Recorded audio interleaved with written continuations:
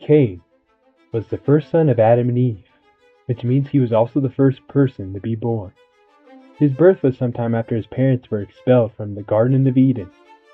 He appears in Genesis chapter 4, along with his younger brother Abel. This brief but significant account details Cain's tragic story. His name means possession or God, which is clearly connected to Eve's declaration, "I have gotten a man from the Lord." Eve believed Cain was the Redeemer who would crush the serpent's head. Well, he quickly crushed her hopes instead. Cain's occupation was farming while Abel was a shepherd.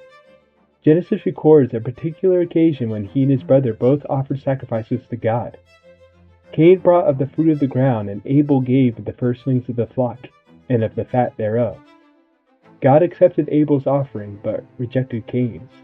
And the likely reason for this can be found in Hebrews 11, verse 4.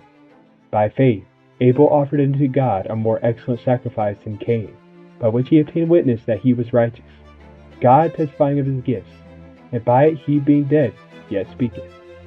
Abel's offering was an act of faith, and he sacrificed the absolute best that he had. This made Cain extremely upset, and God appeals to him to keep sin from ruling his heart. But rather than listening to the Lord's exhortation, he slays Abel, becoming the first murderer. God confronts Cain again by asking for Abel's whereabouts. Instead of confessing his transgression, Cain tries to cover it up with deceit, giving the famous reply, "I know not. Am I my brother's keeper?" Of course, God was aware of Cain's actions and pronounces judgment on him, in that he will wander the earth as a fugitive. Cain complains about the punishment, more sorrowful towards the consequences rather than his sin. Despite this, God shows mercy by setting a mark of protection on him. The exact nature of Cain's mark is not known, but there are many theories.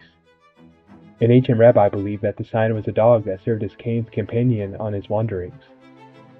Another thought it may have been a long horn on Cain's forehead. Unicate! The only thing that is certain about the mark is that it was a lifesaver. Afterwards, Cain came to the land of Nod and started a family with his wife, who was one of his sisters or nieces. Ew! He also built a city named after his son, Enoch, which was an act of defiance towards God's verdict that he would wander all his days. Cain and his descendants seemed to thrive in building great cities and developing arts, but they were failing spiritually, especially in the case of Lamech, who married 2 wives and boasted about the murder of another. It is abundantly clear that the Cainite civilization carried on without God.